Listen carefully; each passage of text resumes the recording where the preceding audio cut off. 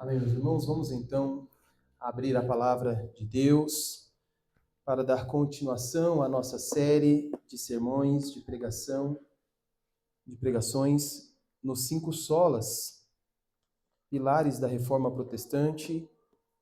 Esta série é nessa data porque dia 31 do mês que nós estamos, dia 31 de outubro, nós comemoramos, não o Halloween, talvez como você pensou aí, mas o aniversário da Reforma Protestante, né? E nós, para aproveitarmos essa época e essa data tão importante para nós cristãos, nós então estamos na série dos 5 solas. Semana passada, se você esteve aqui, você ouviu a pregação do pastor Jonatas pregando nos solos Cristos, somente Cristo. E hoje nós continuaremos os 5 solas com mais um, somente a Escritura. Por isso quero convidar você a abrir a tua Bíblia aí, em Salmo 19, a leitura de adoração que nós fizemos nesta noite. Nós continuaremos agora a partir do versículo que paramos. Então nós lemos até o 6 e vamos continuar então do 7 em diante. Salmo 19, verso 7 em diante.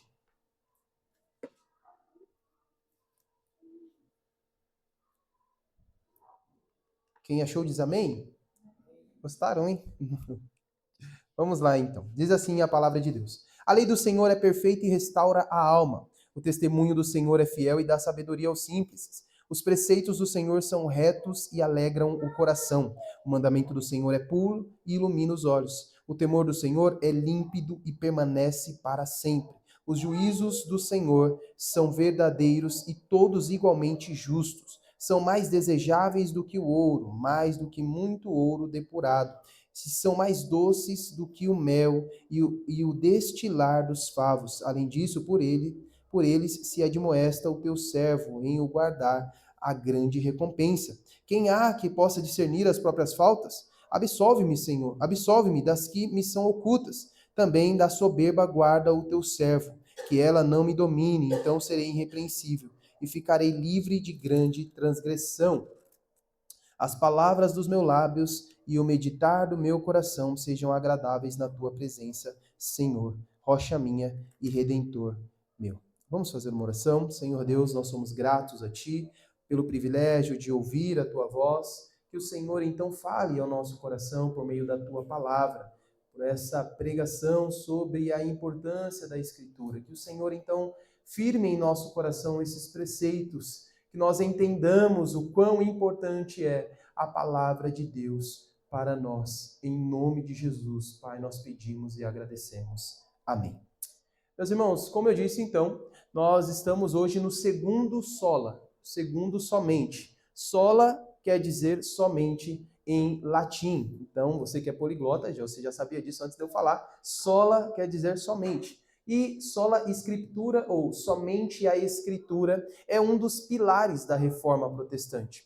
E esta verdade afirma que nenhum outro homem, poder, instituição, seja concílio, seja o que for, tem mais autoridade e poder do que a Escritura, do que a palavra de Deus.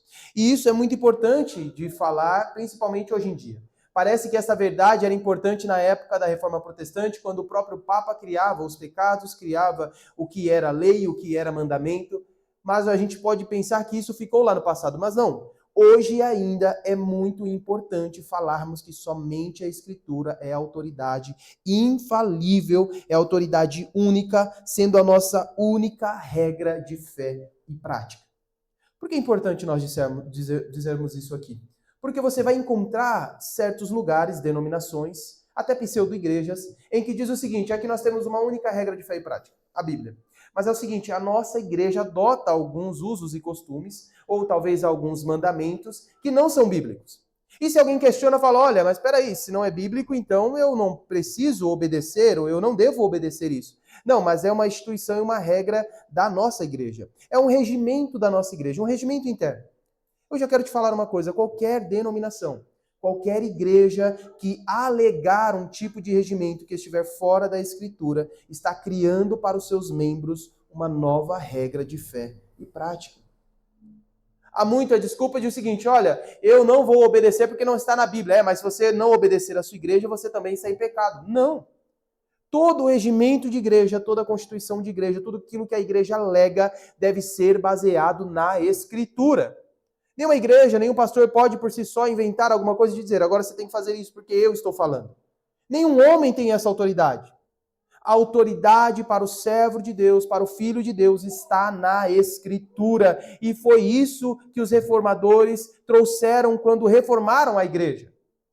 E é muito triste vermos, então, igrejas que são herança da reforma protestante dizer, não, aqui nós temos o nosso próprio regimento. Mesmo quando alguém diz, não, mas não está na Bíblia, e ele diz, não, mas é o regimento da nossa igreja, não importa se está na Bíblia. Não. Meu irmão, quando você faz o curso de novos membros na nossa igreja, o que você aprende? Você promete submissão à liderança enquanto essa liderança estiver debaixo das Escrituras. Nenhuma autoridade tem um homem se não estiver debaixo das Escrituras. Mas quando nós lemos aqui o Salmo 19, do versículos 1 ao 7, com o nosso irmão Luiz aqui na liturgia, nós vimos Deus falando sobre a revelação. Você sabe muito bem a doutrina da revelação de Deus, mas eu quero dizer novamente para você. Nós vamos entender que Deus se revela de duas maneiras. Primeiro, Deus se revela na criação. Todo homem, ele sabe que Deus existe porque Deus se revela por meio das coisas criadas. Por isso nós lemos o salmista dizer no Salmo 19 que os céus proclamam a glória de Deus e o firmamento anuncia as obras da sua mão. Então nós vemos as mãos de Deus, as obras das mãos de Deus na própria criação, naquilo que Deus criou. Então é impossível alguém dizer para Deus, Deus, eu não sabia que você existia. Vai ser impossível alguém chegar no tribunal e dizer naquele dia o seguinte, eu não sabia que o Senhor existia. Eu não sabia que existia um Deus. Eu não sabia que o Senhor estava aqui para me julgar. Porque a própria palavra de Deus, em Romanos 1, versículo 20, vai dizer que os homens são indesculpáveis. Você já se perguntou por que quando chegam lá naquela tribo que nunca foi civilizada, eles já têm uma religião lá? Eles chamam a lua, o mar de Deus, o Deus Tupã, o Deus isso, o Deus aquilo, porque dentro do homem há um sensus divinitatis. O latim, mais uma vez, para quem entende, né? O senso de divindade. Dentro de nós já pulsa a ideia de que existe um Deus que criou todas as coisas. Por isso existem os ateus. Por isso a religião do ateu existe. Porque ele quer crer que não há nada para crer. Ele precisa ir contra aquilo que o seu próprio interior está testificando. E ele diz, não, esse Deus que eu sei que existe, não, eu nego que ele existe, me prova.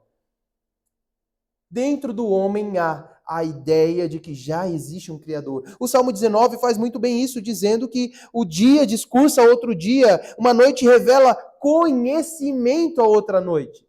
E aí o salmista continua dizendo, mas não há nenhuma linguagem, não há palavras, e não se ouve nada, nenhum som. Como é que eles fazem isso? Apenas pela proclamação da glória de Deus na criação. Um dia discursando a outro dia. Você já viu um pôr do sol maravilhoso e você disse, não, não é possível. Aquelas fotos da lua que você tira para postar, você fala, não, um Deus fez isso aqui, esse Deus é maravilhoso, ele pintou isso daqui, ele é um artista. Então, a primeira revelação de Deus é uma revelação que nós chamamos de geral. A revelação de Deus por meio da criação. Deus se revela por meio da criação. Mas esta revelação não é suficiente. Esta revelação não é suficiente para saber o que Deus quer de você, por exemplo. Por isso existem tantas religiões. Por isso há tantas tentativas de contatar o divino. Há tantas e tantas modos, métodos e formas que as pessoas criam para tentar contatar essa divindade que eles já sabem que existe. Por quê? Porque apenas olhando para a criação, não dá para saber o que Deus quer de nós. Quando você olha uma cachoeira maravilhosa, você não sabe ali o que Deus está querendo de você. Você não sabe a vontade dele para você. Você não sabe como ele criou aquilo, para que ele criou. Quando você vê a criação, Deus não está te falando alguma coisa. Por isso, Deus, além da revelação geral, ele nos deu a revelação especial.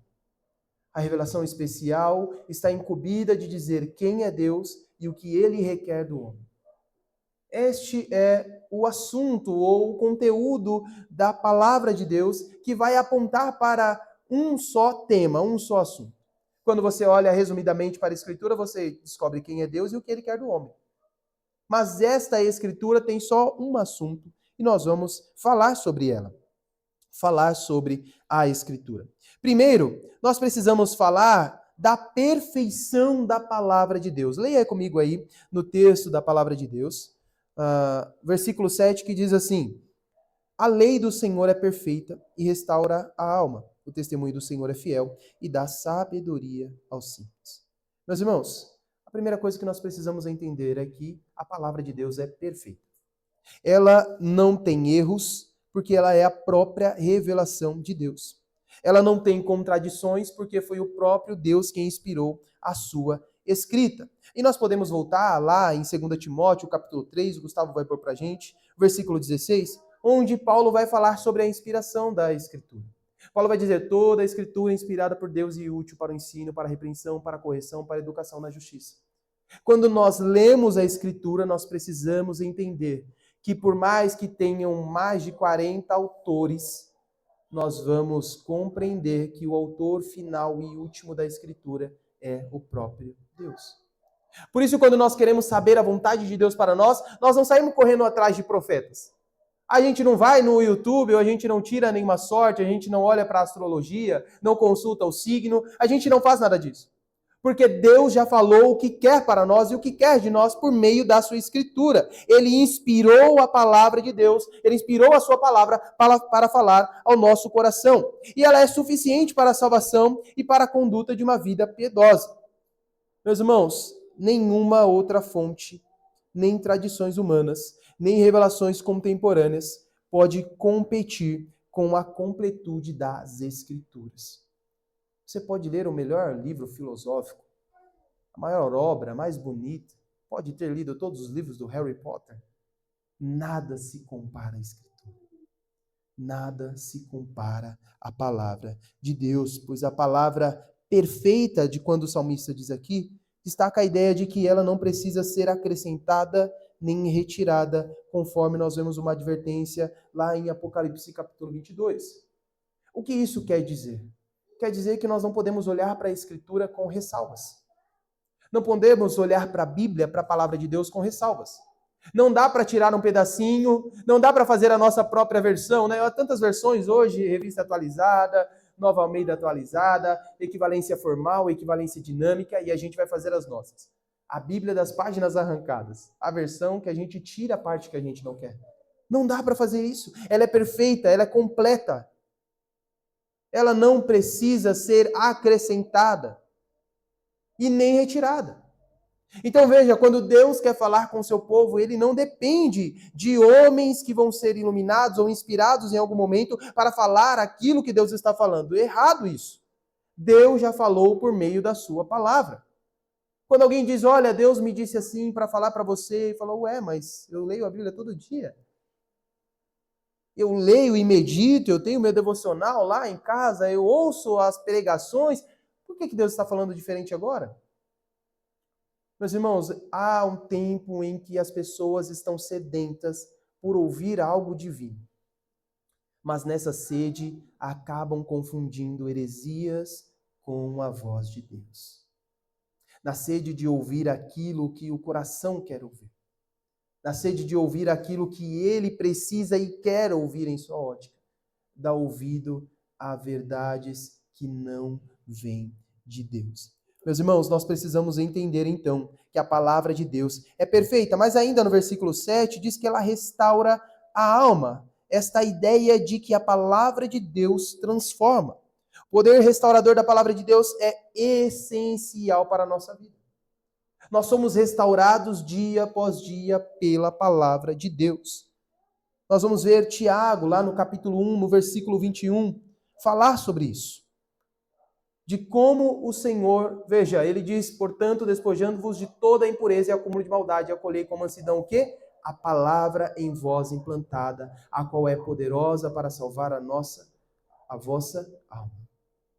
Quanto mais distante da palavra de Deus eu estiver, mais demorado e difícil é a minha jornada. Menos piedosa vai ser a minha vida. Menos santa vai ser a minha vida. Mais difícil vai ser deixar os meus pecados. Mais difícil vai ser resistir às tentações. A palavra de Deus tem este poder. Lá em Hebreus, capítulo 4, versículo 12, diz que ela é eficaz para fazer aquilo que lhe aprouve. Nós precisamos então compreender que nenhuma filosofia humana pode fazer o que a Escritura faz. Ela transforma vidas do interior até o exterior. Um grande problema que nós enfrentamos, meus irmãos. Crentes dentro da igreja, mas distantes da palavra. Crentes dentro da igreja, mas distantes do que Deus quer para esses crentes. Não podemos ser assim. Temos que estar cada vez mais próximos e perto desta palavra, a palavra de Deus. E ela é suficiente. Chegou a hora de trocar. Ela é suficiente, a palavra de Deus é suficiente e nos leva confiadamente, plenamente à orientação de Deus para nós. Se você não estiver próximo à palavra de Deus, mais próximo você vai estar do pecado. Meus irmãos, nós não precisamos confiar em outras revelações. Nós não precisamos confiar em astrologia. Nós não precisamos confiar em astronomia, horóscopo, em sorteio de frases, para-choque de caminhão. Nada disso. Nós temos a própria palavra de Deus a nós. O Criador do mundo deixou o manual para nós consultarmos. Nós também não podemos confiar em nossos próprios corações. Lá em Jeremias, capítulo 17, versículo 9, nos traz um texto muito interessante. Diz assim: enganoso é o coração mais do que todas as coisas, desesperadamente corrupto. Quem o conhecerá? Uma das grandes falhas do nosso tempo é viver uma vida de acordo com o nosso coração. Você confiaria em alguém que Deus disse que é corrupto e enganoso? Se Deus falasse para você: ei, cuidado, viu? Tal fulano aí é enganoso e ele é desesperadamente corrupto, ninguém o conhece, só eu. Você confiaria em alguém assim? Você daria a ele o poder de tomar decisões para você? Você daria a essa pessoa o poder de escolher o seu caminho? Sabendo que ele é enganoso, que ele é corrupto, que ninguém o pode conhecer, nem você mesmo? É evidente que você vai dizer que não. Não, jamais. Eu não confiaria em alguém assim. Mas nós fazemos isso o tempo todo. Quando damos brecha ao nosso coração.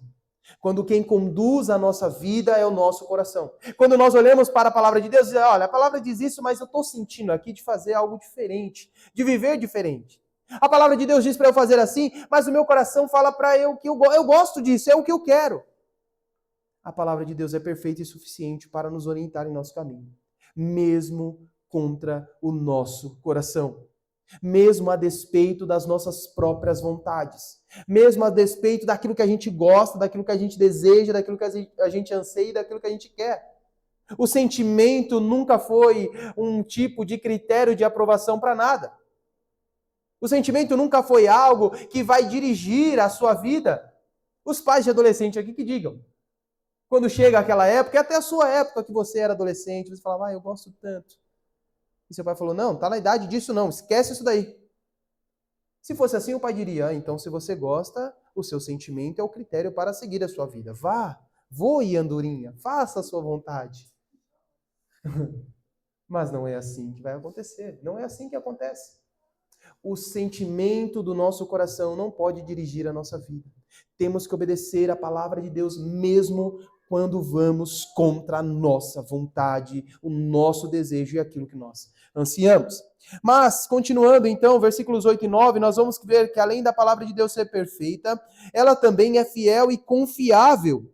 Veja o versículo 8 e 9 o que diz: os preceitos do Senhor são retos e alegram o coração, o mandamento do Senhor é puro e ilumina os olhos. O temor do Senhor é límpido e permanece para sempre, e os juízos do Senhor são verdadeiros e todos igualmente justos. Meus irmãos, os preceitos do Senhor são retos, ou seja, eles são certos, corretos. Há um ditado popular que o pessoal gosta que diz assim: Deus escreve certos Deus escreve certo por linhas tortas. Né? Já viu o crente falando isso? Por favor, repreendam. Cutuca ele e fala, não, meu irmão, calma, vamos acertar isso aqui. Não há linha torta no caminho do Senhor. Tortos são os nossos olhos, o nosso coração, a nossa visão, que é deturpada para enxergar a retidão dos caminhos do Senhor e dos preceitos de Deus. Torto é o nosso coração para compreender e aceitar o que Deus quer para nós. A palavra de Deus está dizendo que eles são retos, eles são justos. E a sua retidão deve e traz alegria ao nosso coração. Meus irmãos, é muito difícil nós vivermos isso na prática. Porque nós, quando obedecemos, muitas das vezes obedecemos com tristeza em nosso coração. Obedecemos com um pesar em nosso coração. Não é isso que eu queria. Quando nós obedecemos, né? Glória a Deus se obedecermos pelo menos tristes. Mas aquele filho que você manda fazer algo, e ele vai, mas ele vai numa vontade, ele vai num ânimo. Aquele funcionário que você pede para fazer algo, e ele está com tanta vontade de fazer aquilo que parece que não vai sair.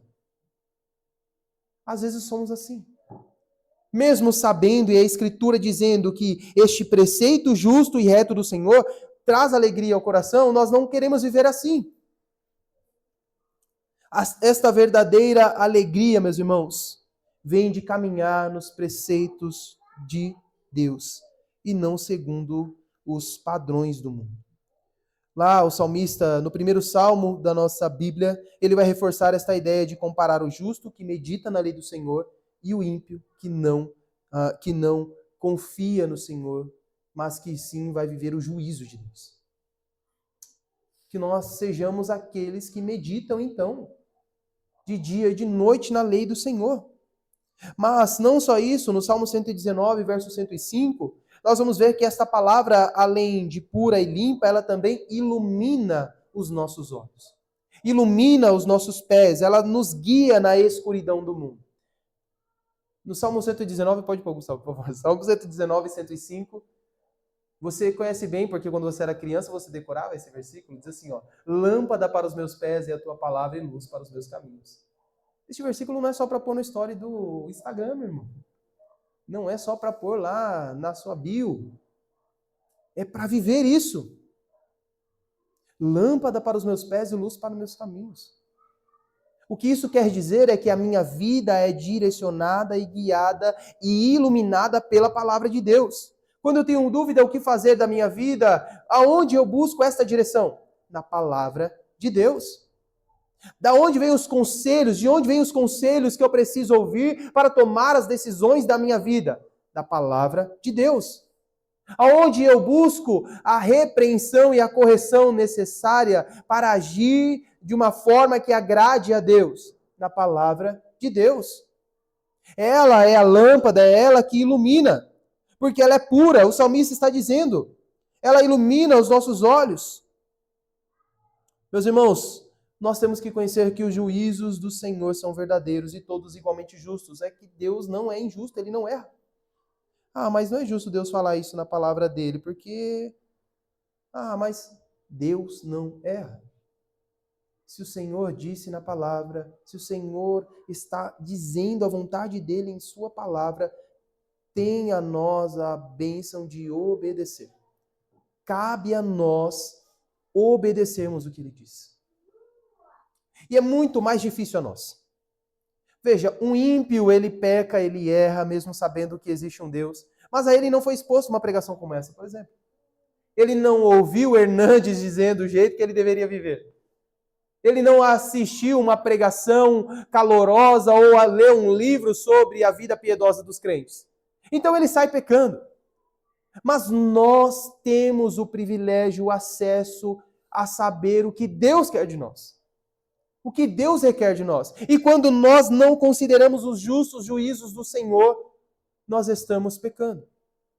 Sim, tá certo que Deus mandou ler a palavra dele, tá certo que Deus mandou orar, mas não. Não é essa vida que Deus chamou seus filhos. Não é para esse tipo de prática que Deus chamou os seus filhos. Então nós já vimos que a palavra de Deus é perfeita, que a palavra de Deus é fiel, confiável, ilumina os olhos. Mas aqui no Salmo 19 nós vamos continuar, versículos 10 e 11, que diz assim: são mais desejáveis do que o ouro, mais do que muito ouro depurado, e são mais doces do que o mel e o destilar dos favos. Além disso, por eles se admoesta o teu servo em os guardar a grande recompensa. Meus irmãos, a palavra de Deus é valiosa. É valiosa. Há valor no que a palavra de Deus nos diz. E veja, a maior riqueza que nós podemos ter é Cristo. Por meio do quê? Da palavra de Deus. Você quer ver isso bater forte no nosso coração? Você já ouviu isso? Olha, tem lugar que a Bíblia não entra, que as pessoas compartilham páginas rasgadas para poder meditar na palavra de Deus. E a gente fica todo sentido, né? Você assiste o filme lá, vê o documentário, você assiste o testemunho, você vê um pregador falando, não, eu vim agora, teve agora uma última conferência missionária aí, acho que na Coreia do Sul, todo mundo falando, chorando, é aquela, chega em casa, volta tudo normal.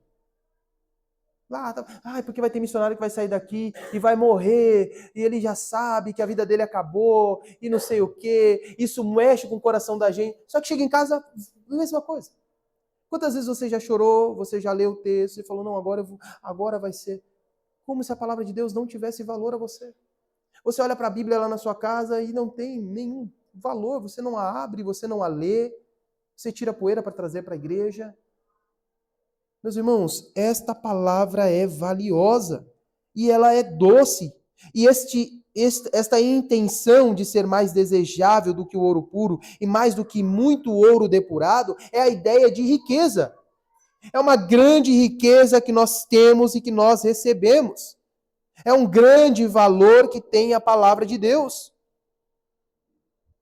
Veja, isso deve ser importante a nós. Já dizia Spurgeon, leia bons livros, mas more na palavra de Deus. Nenhum livro, nenhum estudo, nenhum artigo, nada se compara à palavra de Deus. Nada se compara à palavra de Deus. Precisamos valorizar, meus irmãos. Precisamos valorizar.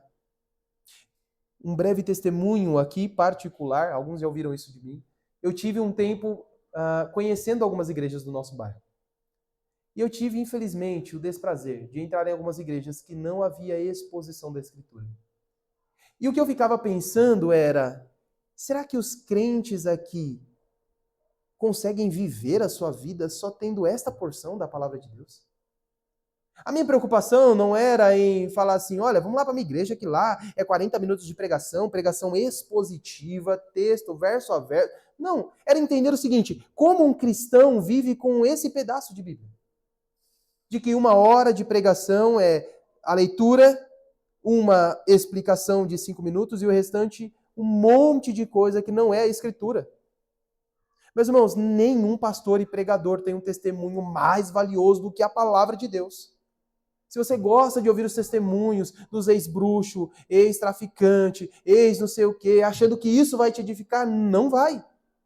A riqueza do crente está na palavra de Deus. Por mais que você tenha ouvido milagres, ouvido um monte... Lutero, na época da Reforma, disse o seguinte, toda palavra fora da Escritura deve ser rejeitada, mesmo que faça chover milagres do céu todos os dias. Nada vale mais do que a Escritura. Nenhum tipo de poder, nenhum tipo de movimento, nenhum tipo de testemunho. A nossa riqueza, o valor da Escritura é muito maior do que qualquer coisa. Meus irmãos, nada se compara à Escritura. E quando nós ouvimos, então, esta palavra de que Deus está dizendo, olha, é uma riqueza para o crente. É uma riqueza para nós. Mais do que o ouro, nós vamos entender o salmista se referindo ao que mais tinha valor naquela época. Nós vamos ver o Senhor se referir àquilo que mais tinha valor, o ouro. E ele diz, a palavra do Senhor vale mais. Isso também traz um outro tipo de aplicação que eu quero trazer para você. De que nenhuma riqueza pode valer mais do que a obediência à palavra de Deus. Nenhum tipo de riqueza, nenhum tipo de bens, nada pode ser mais do que a obediência à palavra de Deus. Mas ele continua falando que a palavra de Deus, além de valiosa, é uma palavra doce e agradável ao coração. E esta doçura está relacionada ao prazer que encontramos na leitura e na meditação das Escrituras. Em Jeremias 15,16, vai dizer: achando-se as tuas palavras, logo as comi, e a tua palavra foi para mim o gozo e a alegria do meu coração. Meus irmãos, o crente que ama a palavra de Deus não encontra nela somente orientação e instrução, mas encontra nela prazer. São os estágios. Nós muitas das vezes vamos obedecer não tendo prazer na obediência. Vamos meditar não tendo prazer na meditação. Vamos ler a Escritura não tendo prazer na leitura. Mas nós vamos começar a ter prazer, a sentir prazer. O bem-aventurado do Salmo 1 o prazer dele está na lei do Senhor.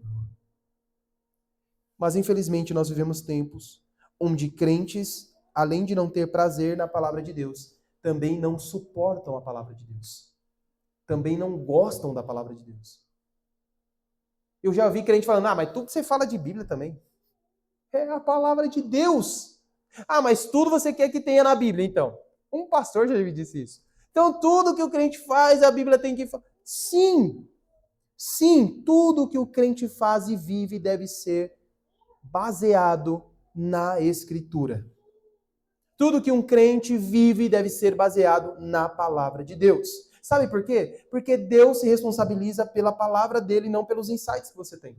Não pelos pensamentos que você aprendeu na faculdade. Não, porque Nietzsche disse assim. Deus não está nem aí. Deus não se importa com isso.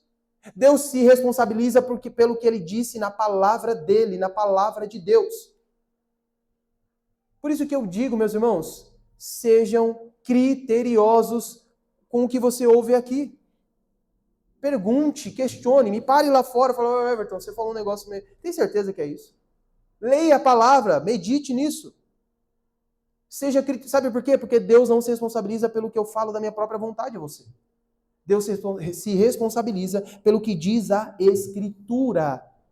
É a mesma coisa de você achar um bilhete na rua escrito: venha tal dia que você vai ganhar doces. E você chega lá. E a pessoa que escreveu aquele bilhete, que você identificou o lugar onde era e tal, ele diz o seguinte: mas quem disse que é para você isso aqui? Você não entendeu, olha, a data não está aí, olha. Não sei. Deus se responsabiliza por aquele que ele disse na palavra de Deus. Não dá para pegar um texto e criar um insight iluminado, dizendo: olha, vamos viver a vida assim. Não, vamos fazer tal coisa. Eu, infelizmente, me deparei com uma cena lamentável. Um pastor declarando o seguinte: Deus, eu estou entrando agora como herdeiro. Eu quero apenas aquilo que é meu, por isso eu declaro, colocando Deus na parede como se fosse um filho pedindo a herança para um Deus que não morreu e uma herança que não é aquilo que ele quer, falando: porque a tua palavra diz que nós somos herdeiros. E a partir daí ele fez o que queria. Meus irmãos, por isso a importância de ler e entender a Escritura. Por isso a importância de participar da escola bíblica dominical. Achou que eu não ia falar isso, né? Por isso a importância de vir aprender o que a Bíblia está dizendo.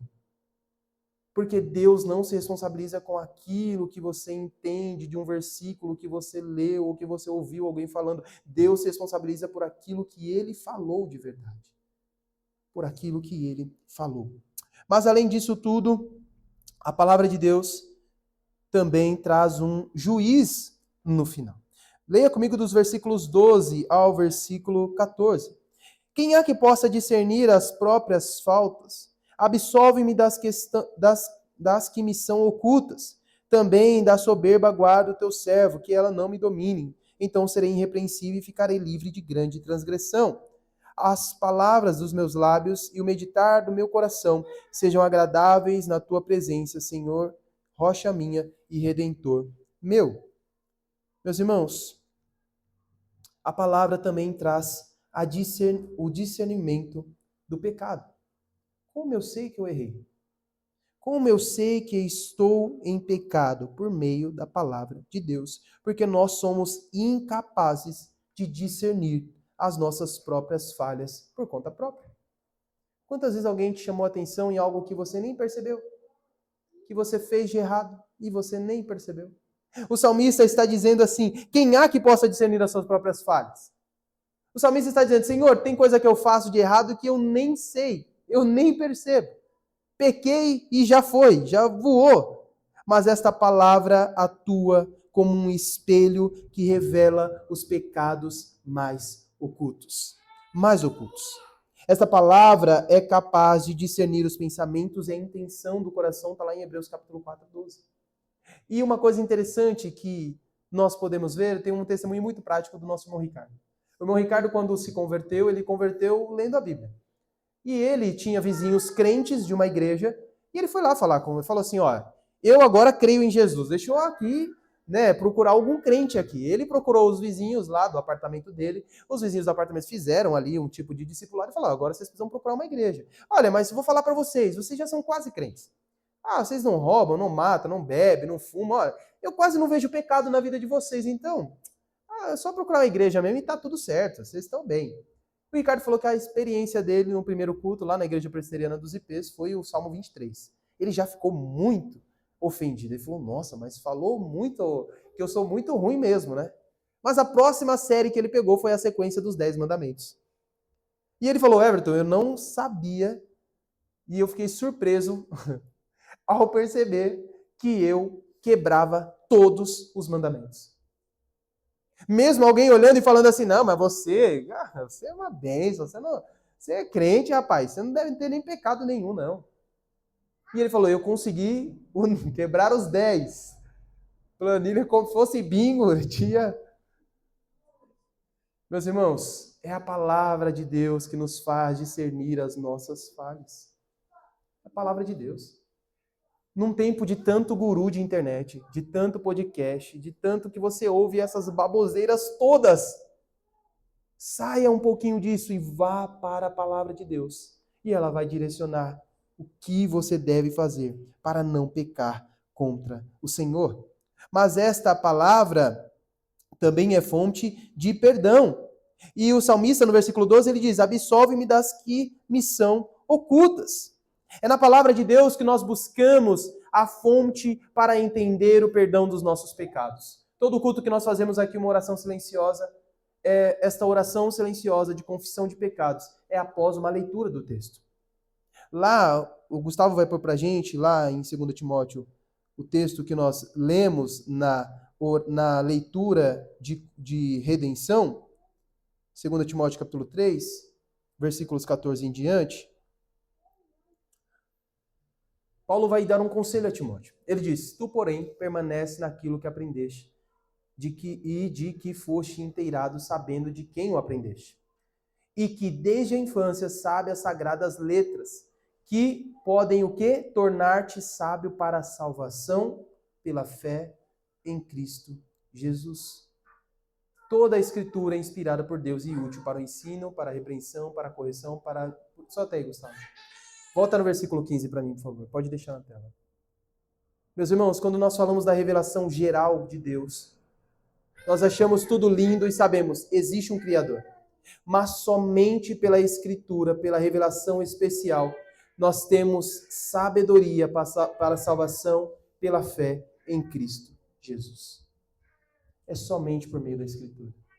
Não podemos negligenciar que a palavra de Deus é nela que nós alcançamos a sabedoria, a ciência, o conhecimento suficiente para a salvação da nossa alma. Somente por meio da Escritura. E quanto mais longe da Escritura um crente está, mais frágil e mais fraca é a sua maturidade espiritual. Mais fraco ele é. Por isso você conhece tantos crentes ruins, né? Infelizmente.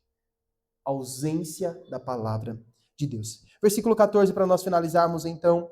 As palavras dos meus lábios e o meditar do meu coração sejam agradáveis à tua presença, Senhor, rocha minha e redentor meu. O desejo do salmista, meus irmãos, é ser encontrado irrepreensível diante de Deus. A palavra de Deus não apenas revela o nosso pecado, mas o santifica, como Jesus disse em João 17:17, santificai-os na verdade, a tua palavra é a verdade. A verdadeira santidade vem pela aplicação constante da palavra de Deus em nossas vidas. Santidade está relacionada com a palavra de Deus. Sem leitura da Escritura, sem saber os preceitos de Deus, não há santidade.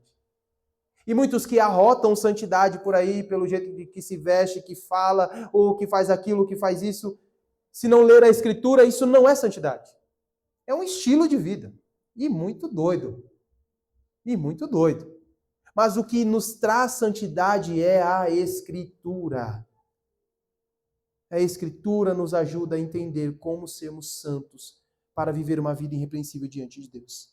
Meus irmãos, permita que a palavra de Deus confronte a sua vida. Não dói.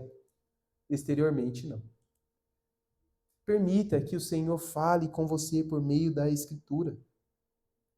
Deixa que a Escritura te guie até o perdão, até a santidade, até a justificação em Cristo Jesus. Leia constantemente a palavra de Deus.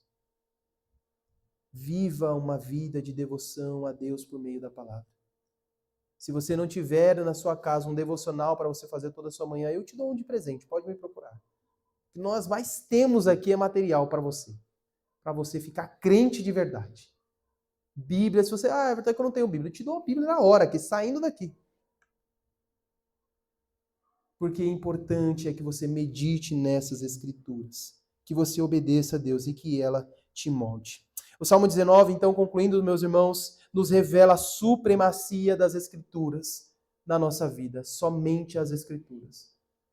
Nenhuma outra autoridade, nada está acima das Escrituras, nenhuma instituição, nenhum homem, nenhum concílio, nenhum título, nenhum apóstolo, ninguém está acima das Escrituras. E ela é a palavra de Deus, perfeita, confiável, valiosa, doce, poderosa para nos transformar, guiar e santificar. Comprometa-se então, meus irmãos, em viver uma vida fundamentada exclusivamente na palavra de Deus. Não deixe se guiar por filosofias humanas contemporâneas.